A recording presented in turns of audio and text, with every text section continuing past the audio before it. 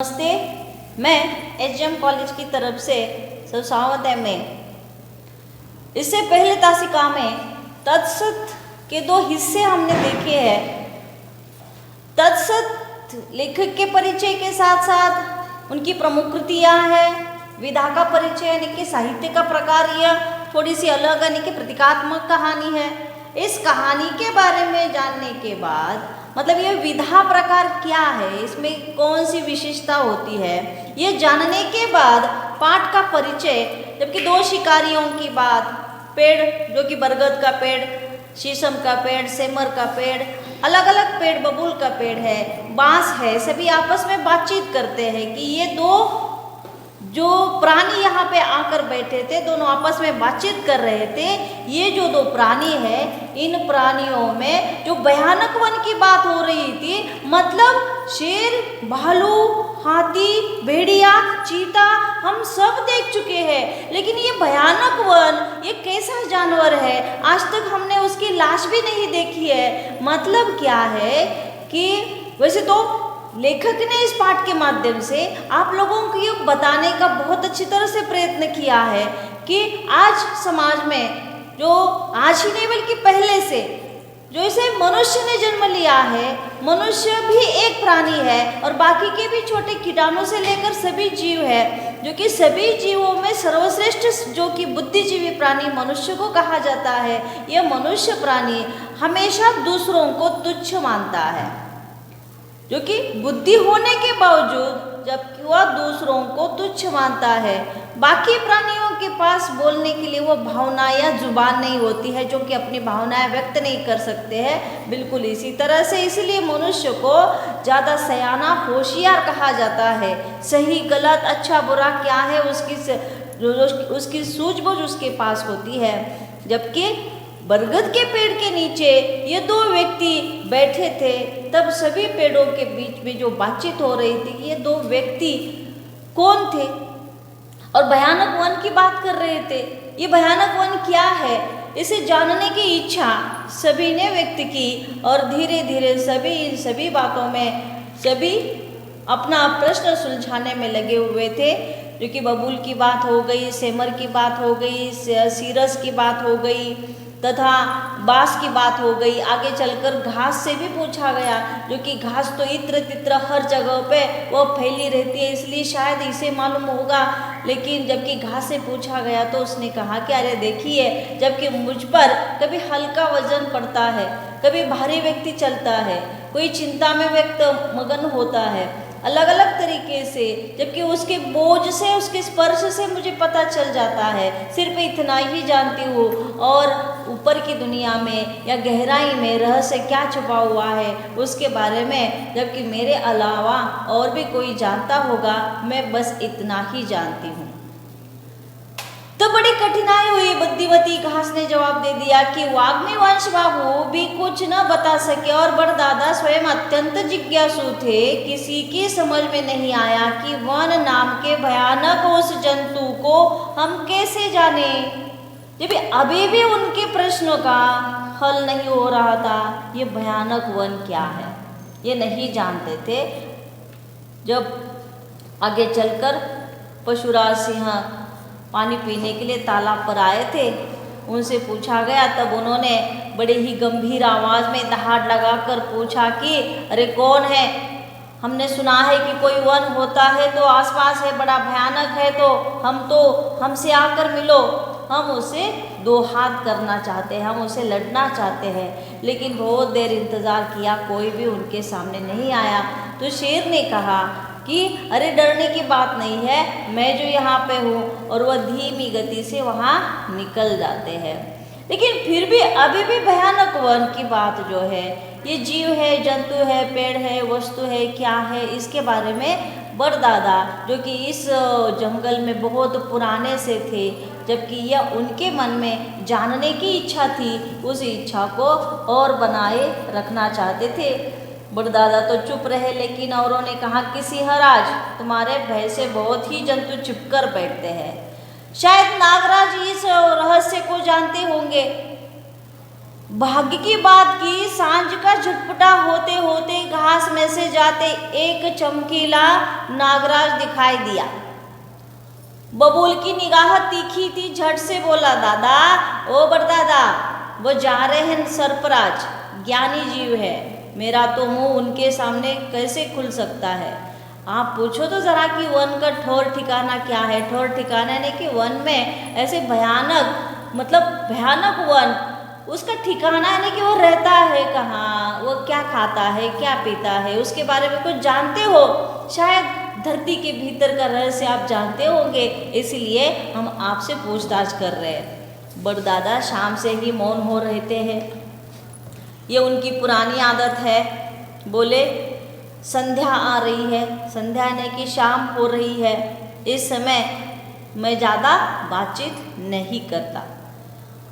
लेकिन बबूल थोड़े से झक्की अपनी ही बात मनवाने में लगे हुए थे, थोड़े से हटीले थे।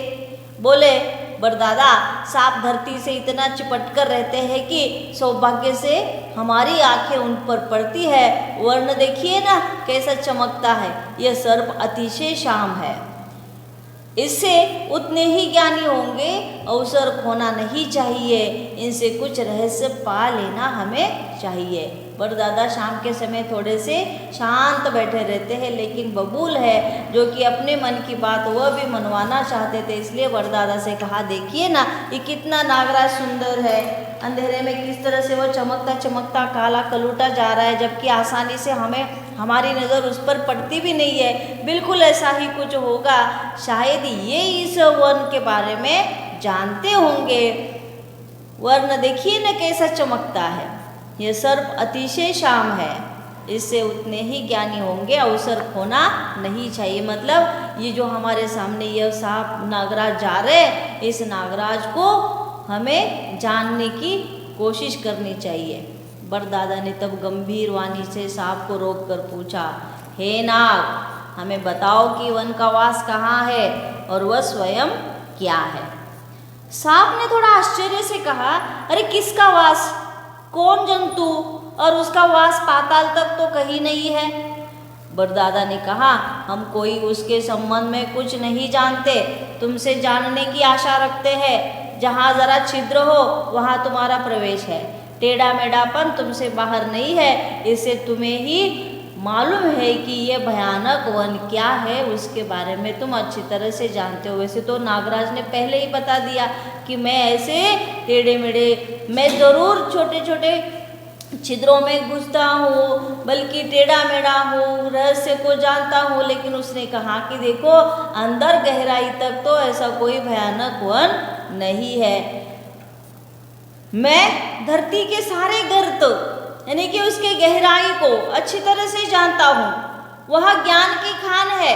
तुमको अब क्या बताओ, तुम नहीं समझोगे तुम्हारा वन, लेकिन कोई गहराई की सच्चाई नहीं जान पड़ती, वो कोई बनावटी सतह की चीज़ है। मेरा वैसी ऊपरी और उथली बातों से वास्ता ही नहीं रहता। अरे देखिए, मैं और गहराई धरती के भीतर जो जितनी गहराई है, उतनी गहराइयों को, उसके भेदों को, उसके रहस्य को अच्छी तरह से जानता हूँ। देखिए, शायद ये ऊपर ही की कोई ऐसी बात होगी जो कि शायद मैं भी नहीं जानता, और मुझे क्या करना है, ऊपर क्या होता है धरती के ऊपर, क्योंकि मैं तो धरती के भीतर रहता हूँ। शायद यह ऊपर वाली ही कोई ऐसी रहस्यमय चीज़ होगी जिसका मुझसे कोई वास्ता यानी कि कोई रिश्ता या संबंध नहीं है। बड़दादा ने कहना चाहा तो वन, सांप ने कहा, वो तो फर्जी है, फर्जी यानी कि झूठा है। ये कहकर वह आगे बढ़ गए। मतलब ये है कि जीव जंतु और पेड़ पौधे आपस में मिले और पूछताछ करने लगे कि वन को कौन जानता है, वह कौन है, कहाँ है, क्या करता है। उसमें सबको ही अपना अपना ज्ञान था, अज्ञानी कोई भी नहीं था, पर वन का जानकर कोई नहीं जानता। मतलब सभी तो अपनी अपनी विशेषता जानते हैं। जैसे बांस सीटी बजाता है और ऊंचा उठता है, वो झुकना नहीं जानता है। बबूल के पास कांटे ही कांटे होते हैं, बरगद का पेड़ तो वो तो सभी के साथ प्रीति रखता है। मनुष्य की क्या बात है, मनुष्य तो उसके पत्ते नहीं होते हैं, उसकी जड़ें नहीं होती है, वो ठूंठ होता है, वो बौना होता है, बढ़ता ही नहीं, दो शाखाओं पर चलता है। इसी तरह से सभी की अपनी अपनी विशेषता है। लेकिन ये भयानक वन क्या है, इस वन के बारे में हम तो नहीं जानते हैं। अज्ञानी कोई नहीं था, पर वन का जानकार कोई नहीं था। ऐसी चर्चा हुई कि विद्याओं पर विद्याएं उसमें से प्रस्तुत हो गई। अंत में तय पाया कि टांगों वाला आदमी ईमानदार जीव नहीं है। उसने तभी वन की बात बताकर कह दी है, वह बन गया है, सच में वह नहीं है। मतलब देखिए कि हम तो अपनी अपनी विशेषताओं को जानते हैं, सभी से पूछताछ की, लेकिन सभी के पास अपनी जानकारी है, कोई इस भयानक वन को नहीं जानता है। तो अंत में यह अनुमान निकाला गया कि ये मनुष्य है, आदमी है, जो कि झूठ है, वह ऐसे ही झूठी बात कहकर वहां से चला गया। उस निश्चय के समय बड़दादा ने कहा, भाइयों उन आदमियों को फिर आने दो। इस बार मैं साफ साफ उनसे मैं पूछूंगा कि बताए वन क्या है, बताए तो बताए, नहीं तो खामखा झूठ बोलना छोड़ दे। लेकिन उनसे पूछने से पहले उस वन से दुश्मनी ठानना हमारे लिए ठीक नहीं है। ये भयावना सुनते ही जाने वो और क्या हो। जबकि देखिए तो हम तो आदमी जब वापस लौट कर आएंगे, बड़दादा ने कहा सभियों से कि हम तो उनसे पूछ कर ही रहेंगे कि ये भयानक वन क्या है। अगर आप नहीं जानते हैं तो हम ही जानने की कोशिश करेंगे। जब तक वह आदमी नहीं बताते हैं, या तो वो झूठ है तो झूठ बोलना छोड़ दो, हम उनको बता देंगे। अगर है तो उससे हम अभी आदमियों को पूछे बिना हम उनसे बदले पर नहीं उतर आएंगे। लेकिन बड़दादा की वहाँ विशेष चली नहीं। जवानों ने कहा कि ये बूढ़े हैं, उनके मन में तो डर बैठा है, जंगल के न होने का फैसला फास हो गया है। एक रोज आफत के मारे फिर से वे शिकारी उस जगह पे आ गए। उनका आना था कि जंगल जाग उठा। बहुत से जीव जंतु, झाड़ी पेड़ तरह तरह की बोली बोलकर अपना विरोध दर्शाने लगे। आदमी बेचारों को अपनी जान का संकट मालूम होने लगा। उन्होंने अपनी बंदूकें संभाली। मतलब सभी पेड़ पौधे, जीव जंतु, सभी प्राणी इकट्ठा हो गए और वह जानने की चाहत, जिज्ञासा जो थी, उस जिज्ञासा को जानने के लिए सभी आपस में बातें करने लगे। और आदमियों को उस वक्त ऐसा लगा कि अरे हमारी जान शायद खतरे में है। इसलिए शिकार के लिए जो हथियार यानी कि बंदूक लेकर आए थे, उन बंदूकों को तन कर वो खड़े हो गए। शायद उनको लगने लगा कि हमारी जान अब खतरे में है। बड़दादा ने बीच में ही पढ़कर कहा, अरे हो तुम लोग अधीर क्यों होते हो? इन आदमियों के खत्म हो जाने से हमारा तुम्हारा फैसला नहीं होगा। मतलब ये भयानक वन क्या है इसके बारे में हम नहीं जान पाएंगे। जरा तो ठहरो, गुस्से से कहीं ज्ञान हासिल होता है क्या? मैं खुद निपटारा किए देता हूँ। यह कहकर बड़दादा ने आदमियों को इन लोगों के सामने खड़े करते हुए, भाई आदमियों, तुम भी इन पोली चीज़ों का मुंह नीचा करके रखो जिनमें तुम आग भरकर लाते हो, डरो मत। अब यह बताओ कि वह वन क्या है जिसकी तुम बात किया करते हो, बताओ वह कहाँ है? आदमियों ने अभय पाकर, अभय यानी कि सुरक्षा पाकर, उसकी बड़दादा के छाँव में खड़े होकर बड़दादा ने जो कहा कि अरे देखो, ये जो तुम पोली चीज़ लेकर आए हो जिसमें से आग निकलती है, लोगों को मारते हो, पंछियों को मारते हो, ये हथियार है तुम्हारे पास, जबकि इसका मुंह जो है थोड़ा सा नीचे कर दो और देखो कि हम कुछ सवाल पूछना चाहते हैं, उस सवाल का उत्तर हमें चाहिए। जबकि वो क्या है कि भयानक वन क्या है, इसके बारे में हमें बताओ। वो क्या है, कैसा है, उसका ठौर ठिकाना कहाँ है? अपनी बंदूकें नीची कर ली और कहा, ये वन ही तो है जहाँ हम सब है। उनका इतना कहना हुआ कि ची ची ची ची की ऐसे सवाल पर सवाल होने लगे। वन यहाँ कहाँ है? कहीं नहीं है। तुम हो, मैं हूँ, वह है, वन फिर हो कहाँ हो सकता है?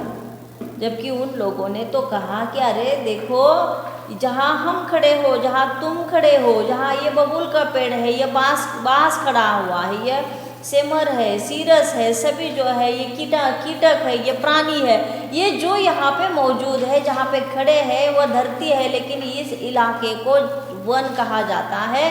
इस घने पेड़ों के कारण हमने कहा कि ये भयानक वन है।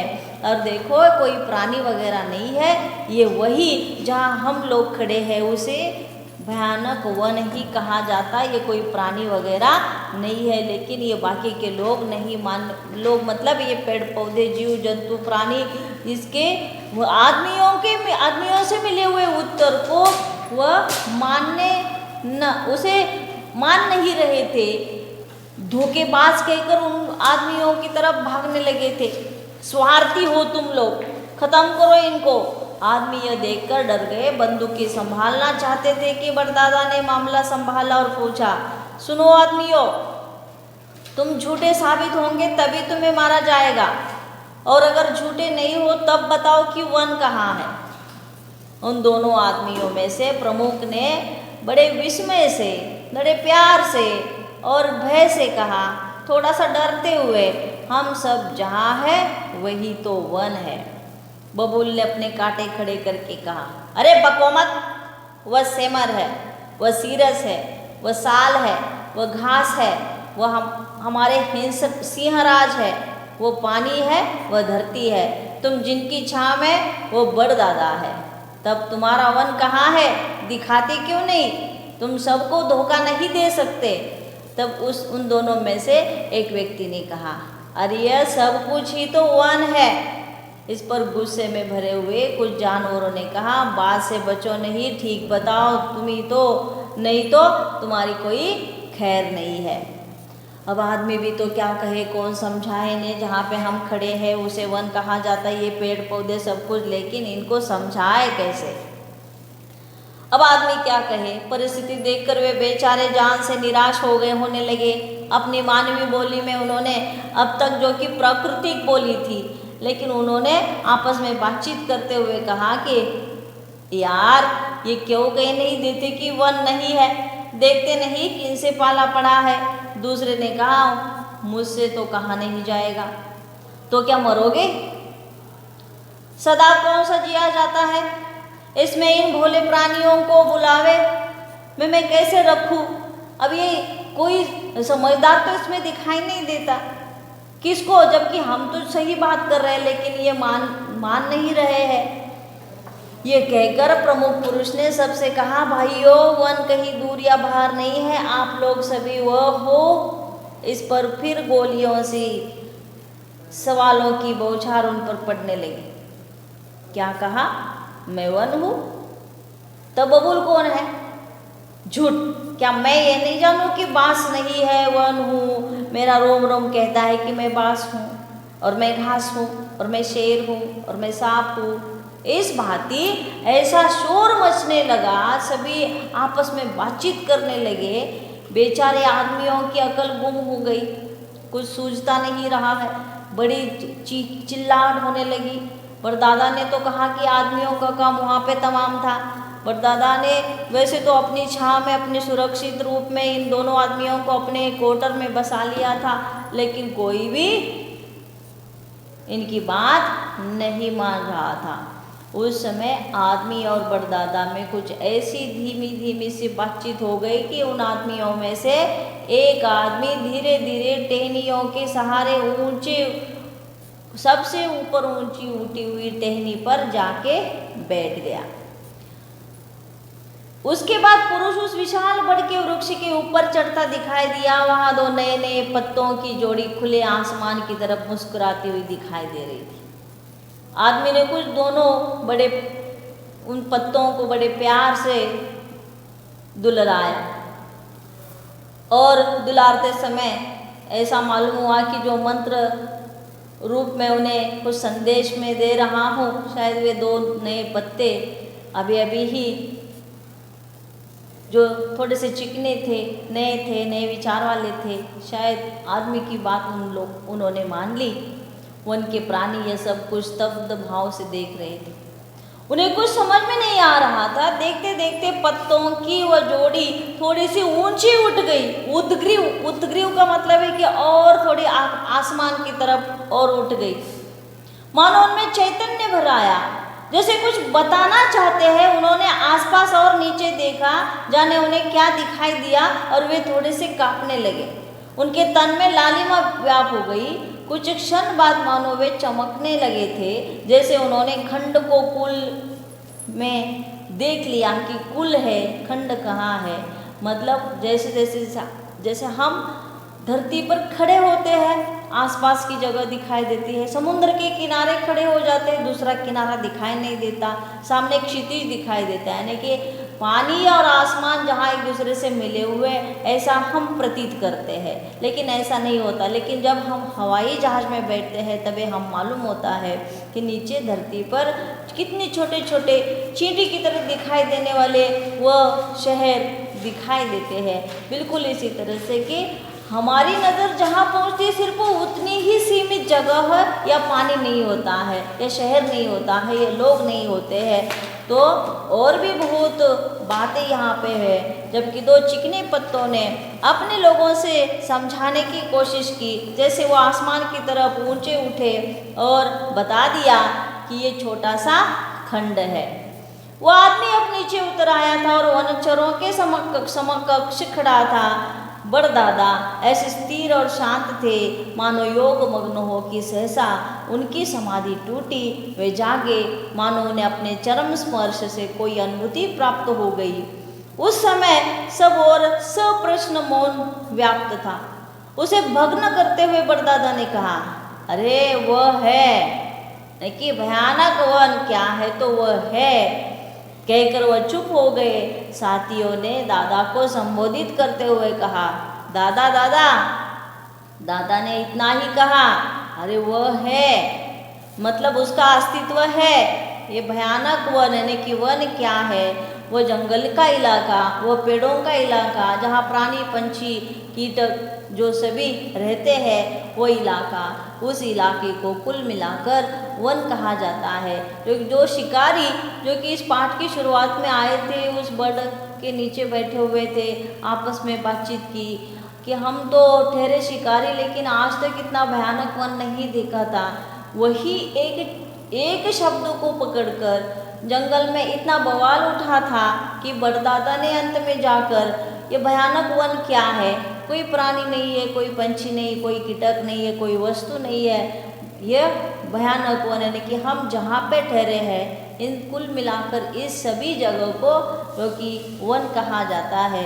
सब कहीं है, सब कहीं है, और हम नहीं है, जबकि वह है, जबकि अकेला नहीं होता है। अकेला यानी कि जैसे पेड़, बरगद के पेड़ का अपना अस्तित्व अलग है, सीमर का पेड़ का अपना अस्तित्व अलग है, सबकी अपनी अपनी विशेषता है। जैसे इस पाठ की शुरुआत में मैंने आप लोगों को बताया कि तलवार का महत्व अपनी जगह पे होता है और सुई का महत्व अपनी जगह पे होता है। तलवार काटने का काम करती है, युद्ध भूमि पर उतरते हैं तो तलवार ही काम आती है, वहाँ पे सुई लेकर नहीं जा सकते हैं। और जहाँ कपड़े फटे हुए तो वहाँ पे हम तलवार लेकर नहीं बैठ सकते हैं, वहाँ पे सुई की ही ज़रूरत होती है। मतलब इस धरती पर यहाँ पे जिसकी भी निर्मित हो चुकी है, वह अपना अपना महत्व,